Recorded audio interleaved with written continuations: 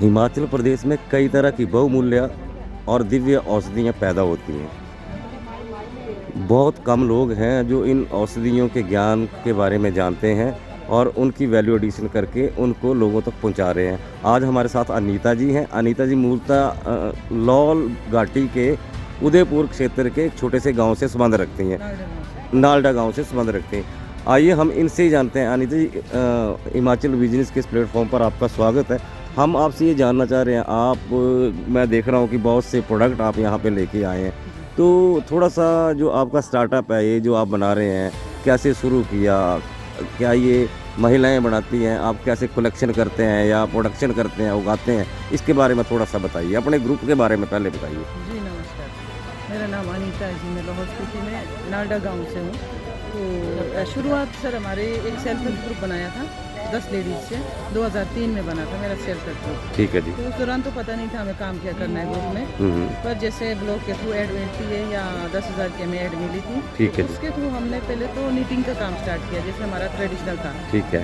उसके बाद करते करते धीरे अब ये इस पे आ गया कि हमें जड़ी बूटियों पे काम करना है। तो हमारे एक चाचा जी हैं जी। वो जैसे हमें कुछ चीज़ों के बारे में नॉलेज देते हैं, तो हमने ये काम स्टार्ट किया।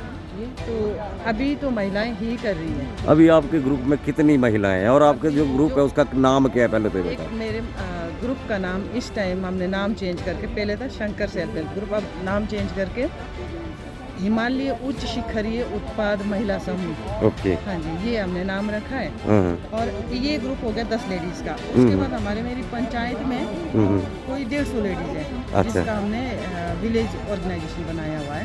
तो वो सभी महिलाएं काम कर रही हैं। जैसे हमारे जो वाइल्ड चीज़ें हैं सारी, जितनी हमारे खेतों के आसपास में, वो हम सारा कलेक्ट करके उसका थोड़ा थोड़ा कहीं जितना हमें मतलब गाँव में बुजुर्गों से नॉलेज मिल रहा है, उस हिसाब से हम उसको बेच रहे हैं। तो ये राष्ट्रीय ग्रामीण रोजगार योजना में भी आपका भूमिका कर रही है, आपने उसमें भी काम किया। इससे पहले भी 2003 से आपने कई तरह के, है ना, निफ्ट कांगड़ा के साथ मिलकर भी काम किया।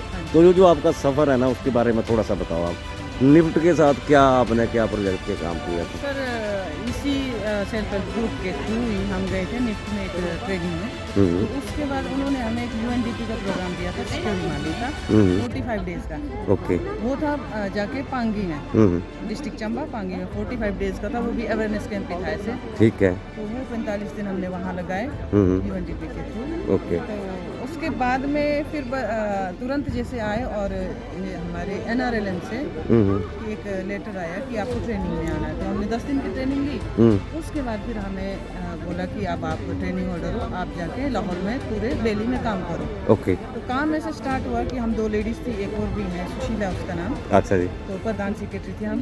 तो हमने लाहौल में इतनी ज़्यादा गाड़ियों की सुविधा होती नहीं है, पूरे लाहौल में हमने डोर टू डोर जाके महिलाएं जोड़ी। तो लगभग हमने 300 सेल्फ हेल्प ग्रुप बनाए। अच्छा। हाँ जी, कहीं पैदल चले, कहीं लोगों के घर पे ही रुकना पड़ा, मतलब अपने तरीके से डोर टू डोर जाके हमने इतनी मतलब 300 के करीब सेल्फ हेल्प ग्रुप बनाए। ठीक है। कि अभी वही सफ़र है कि कहीं उनकी तरफ से हेल्प मिलती है, कहीं कई बार ऐसे मौके मिल जाते हैं तो हम सफ़र करते हैं। मैं ना थोड़ा सा आपका खुद का जो व्यक्तित्व है, आप कितने पढ़े हैं और आपका परिवार क्या है, थोड़ा सा इसके बारे में भी बताओ।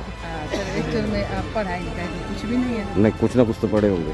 अनपढ़ी हो सकते हैं सर, +2 नहीं क्रॉस हुई है। अच्छा। और आपके घर में कौन कौन है? घर पे मायके में भी 2 भाई हैं, 3 बहनें हैं मायके। ससुराल में?